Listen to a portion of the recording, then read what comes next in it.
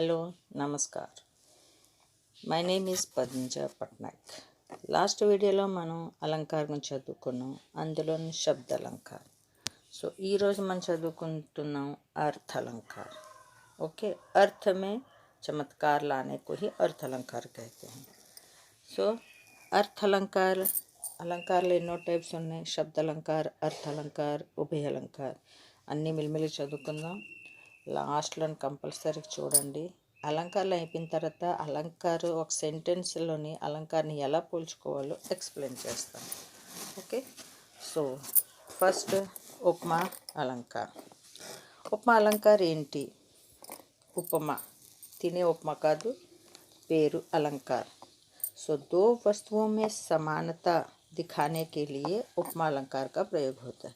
రెండు వస్తువులని కంపేర్ చేసినప్పుడు దానికి ఉపమా अलंकार యూజ్ చేస్తారు. उदाहरण के लिए श्याम सरोज दाम सम सुंदर प्रभु भुज करी कर सम दश कंधर. इसमें సీత ఈ పోయంలోని ఎలాగా మనం ఐడెంటిఫై చేయగలం అంటే, सीता रावण से कहती है कि राम की भुजा नील कमल नाल के समान सुंदर है. इसमें राम की भुजा कमल नाल के समान बताई गई है. రాముడు భుజాలు కమల నాళంతో సమానం అని చెప్పాడు. సమానం అనే వర్డ్ వచ్చింది అని అంటే అది ఉపమా అలంకార్. ఈ ఉపమా అలంకార్లోని 4 అంగ్ ఉన్నది, 4 అంగ్ 4 అంగ్. సో ఉపమేయ్, ఉపమేయ్ అంటే ప్రస్తుత మనకి కనిపిస్తుంది.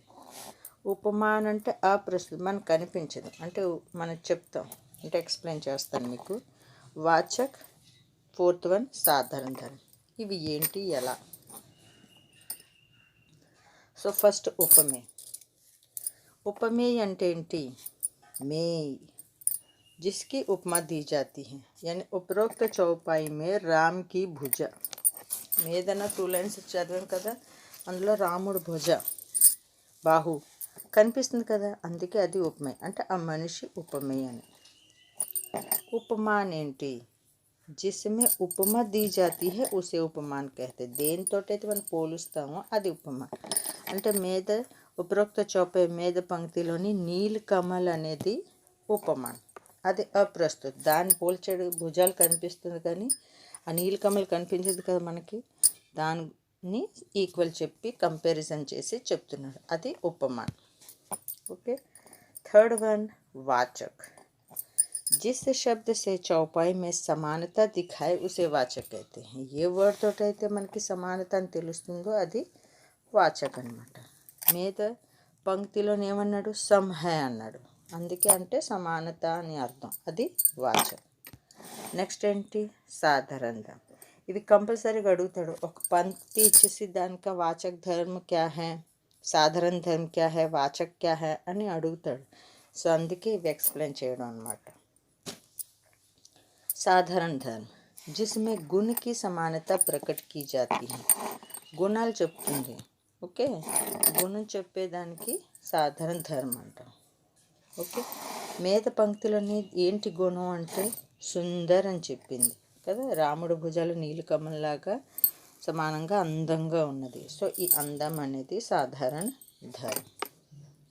సింపుల్ ట్రిక్ ఏంటంటే సా సి సే సమ్ అనే వర్డ్స్ ఏ పోయంలో కలుస్తుందో అది ఉపమా అలంకారం అన్నమాట. సో 2 లైన్స్ చూసాం కదా, ఇందులోని చాంద్ సా సుందర్ ముఖ్ అనే ఒక సెంటెన్స్ ఉన్నదనుకోండి. సో ఇక్కడ సా వచ్చిందంటే ఇది ఉపమా అలంకారం. సో ఇందులోని ఉపమాన్ ఏంటి? ఉపమాన్ ఏంటి? చాంద్, చాంద్ సా ముఖ్ అన్నాడు, మనకి ముఖం కనిపిస్తుంది, పగలు మనకు చంద్రుడు కనిపించడు కదా, సో అందుకే చాంద్ ఉపమాన్. వాచక్ ఏంటి? ఇక్కడ సా. సాధారణ ధర్మం ఏంటి? సుందర్. ఉపమేయటి ముఖ్. ఓకే, ఇలాగ ఐడెంటిఫై చేయాలి. మనకి ఎగ్జామ్లో అడుగుతుంటాడు ఒక సెంటెన్స్ వేసి, ఇది వాచక్ ఏంటి, సాధారణ ధర్మం ఏంటి, ఉపమాన్ ఏంటి, ఉపమేయ ఏంటి అని, అందుకు బాగా క్లారిటీ చేసుకోవాలి. సో దీనికి బోల్డ్ పాటలు పూర్వకాలంలోని ఓల్డ్ ఈజ్ గోల్డ్ అని ఊరికనే అందరూ పూర్వకాలం పాటలు కూడా రాశారు, అన్నీ అలంకారంతో సెట్ చేసి. మేబీ మీరు వినే ఉంటారు హిందీ పాటలు. ये चांद सा रोशन चेहरा, जुल्फों का रंग सुनहरा, ये झील से नीली आंखें, कोई राज है इनमें गहरा, तारीफ करूं क्या उसकी जिसने तुम्हें बनाया. ఈ సాంగ్లోని సా అని ఉంది అంటే చాంద్ సా రోషన్ చెహరా. ఇది చెహరా అనేది ఏంటి? ఉపమే. చాంద్ ఉపమాన్.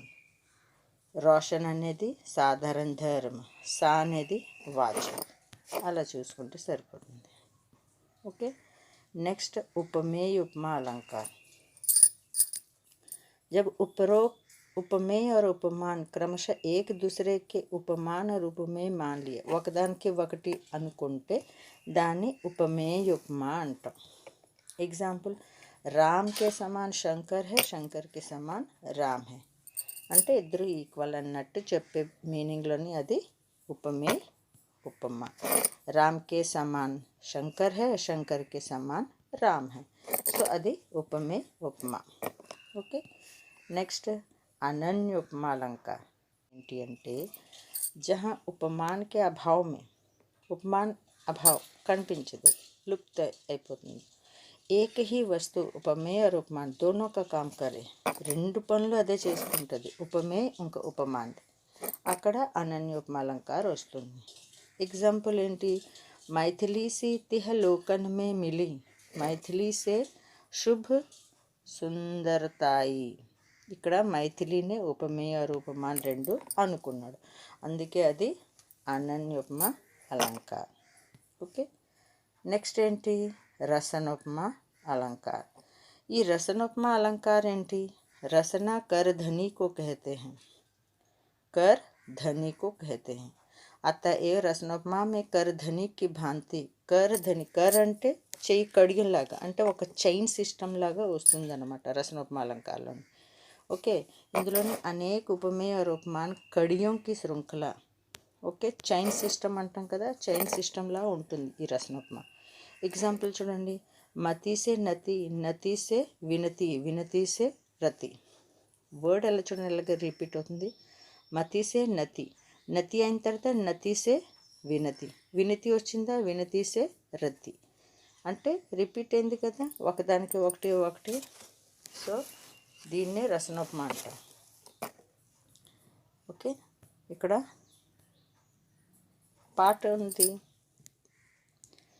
ఒకటి.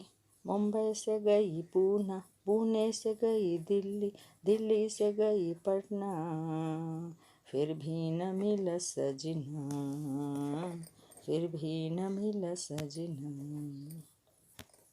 నేను సింగర్ని కాదు, జస్ట్ ఆ సాంగ్లో ఉన్న లిరిక్స్ మనం అబ్జర్వ్ చేస్తే మనకి ఏ అలంకారం వస్తుందో తెలుస్తుందని చెప్తున్నాను. ముంబై సే పూనా అన్నాడు, మళ్ళీ పూనా సే ఢిల్లీ, మళ్ళీ ఢిల్లీ నుంచి పట్నా అన్నాడు. అంటే చైన్ సిస్టమ్ ఫాలో అవుతుంది, అందుకే ఇది అలంకారం रसनोपमा अलंकार. ओके.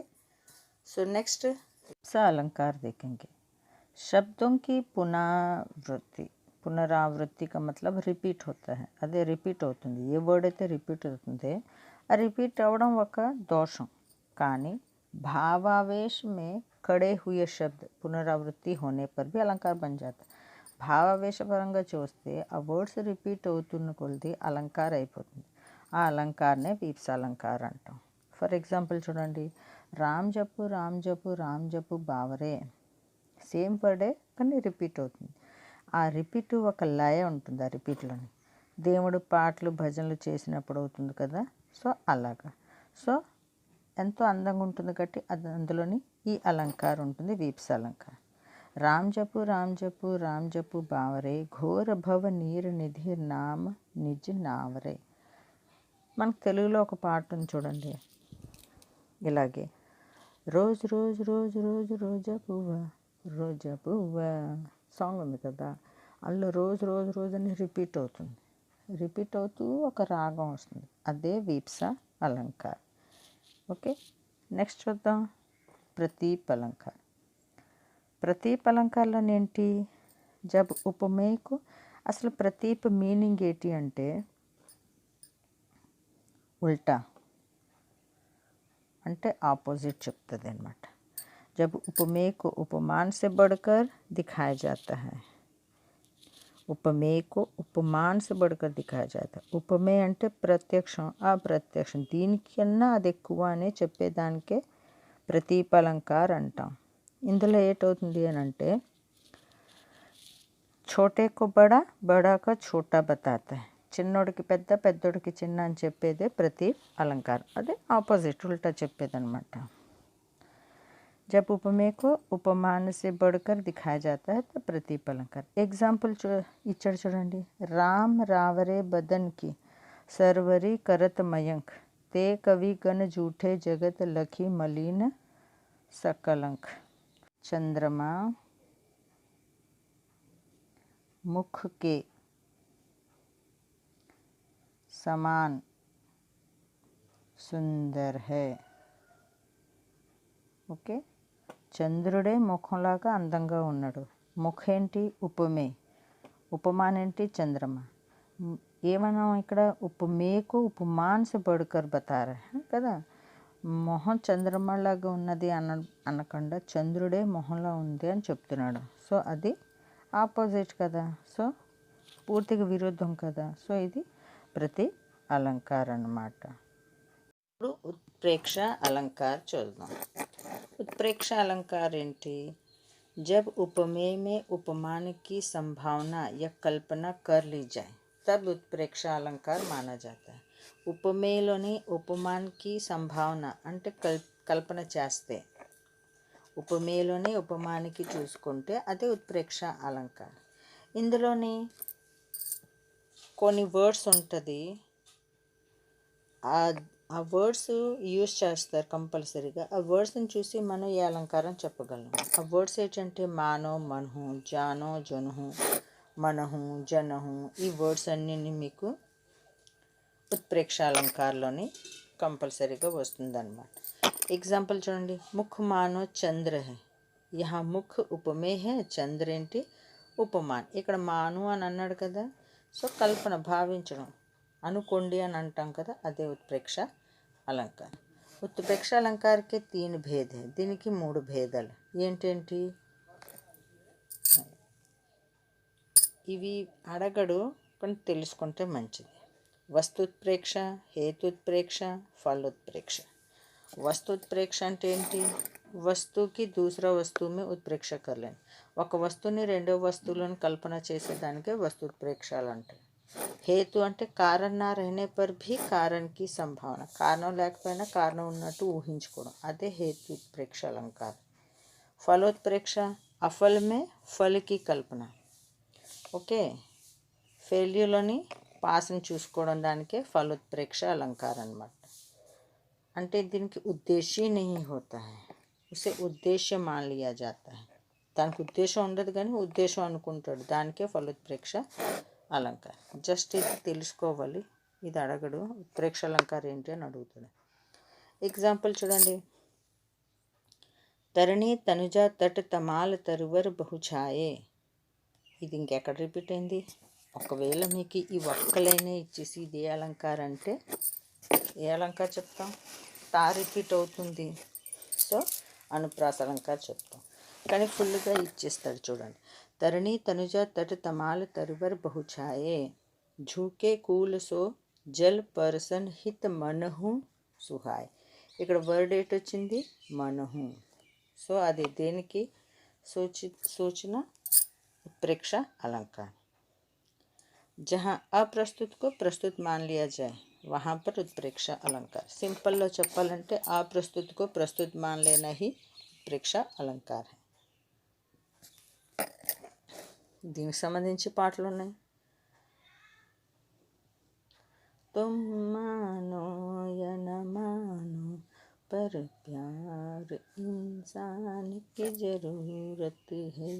ఇక్కడ మానో వచ్చింది కాబట్టి అది ఉత్ప్రేక్ష అలంకారం. నెక్స్ట్ చూద్దాం మనం మాలోపమా. మాలోపమా ఏంటి? जब एक उपमेय के अनेक उपमान बताए जाए ఒక్కడే ఉంటాడు, వాడికి ఎన్నో రకాలుగా చెప్తూ ఉంటాడనమాట. ఒక పొగుడుతాం అనుకో, నువ్వు దేవుడు, భీముడు, సూర్యుడు, వీరుడు అని చెప్తాం కదా, అదే మాలోపమాలంకార్. ఓకే, సో చూడండి ఎగ్జాంపుల్. सिंहनी सी तू कानन में, योगनी सी शैलों में, शफरी सी जल में, विहंगनी सी व्योम में, जाती अभी और उन्हें खोज कर लाती में. సో సింహని సి కానను में, నువ్వు సింహంలాగా అడవిలో ఉంటావు, యోగినిలాగా శైలంలో ఉంటావు, షఫరీ సే జలమే. సో ఇవన్నీ ఎవరి గురించి? దేవుడి గురించి చెప్తున్నాను కదా. నువ్వే భీముడివి, నువ్వే రాముడివి, నువ్వే సూర్యుడివి, నువ్వే వీరుడివి అంటే ఆ నువ్వులోని ఇన్నన్నీ చూస్తున్నాడు. అదే ఇది మాలోపమ అలంకారం. ఎగ్జాంపుల్ ఉంటుంది మీకు, పాటలని నేను కనిపెట్టుకున్నాను, మీరు తెలుగు పాటలు చూడొచ్చు. तुम कम सिन हो, नादा हो, नाजुक हो, भोली हो, सोचता हूँ मैं कि तुम्हें प्यार ना करूँ. ఇందులో చూడండి, తుమ్ కమ్సిన్ హో, నాదాన్ హో, నాజుక్ హో, భోలీ హో అన్నీ ఒక ఆవిడ గురించే చెప్పాడు. సో అదే మాలోపమ అలంకారం. ఇంకో పాట కూడా ఉంది, తల్లి కొడుకు పొగుడుతూ ఉంటుంది. చందా హై తు, మేరా సూరజ్ హై తు, ఓ మేరే ఆంఖోं का तारा है तू, चंदा है तू, मेरा सूरज है तू, ओ मेरे आंखों का तारा है तू. ఇక్కడ చంద, సూరజ్, ఆంఖోं का तारा ఇవన్నీ పొగిడింది కొడుకుకి. సో ఇదే మాలోపమ అలంకారం. ఇంకా అలంకారాలు చాలా ఉన్నాయి, దాని గురించి మళ్ళీ నెక్స్ట్ వీడియోలో చెప్తాను. Please watch my videos. మీకు నచ్చినట్టు కామెంట్స్ చేయండి, సబ్స్క్రైబ్ చేయండి. అంతవరకు సెలవు, ధన్యవాదములు.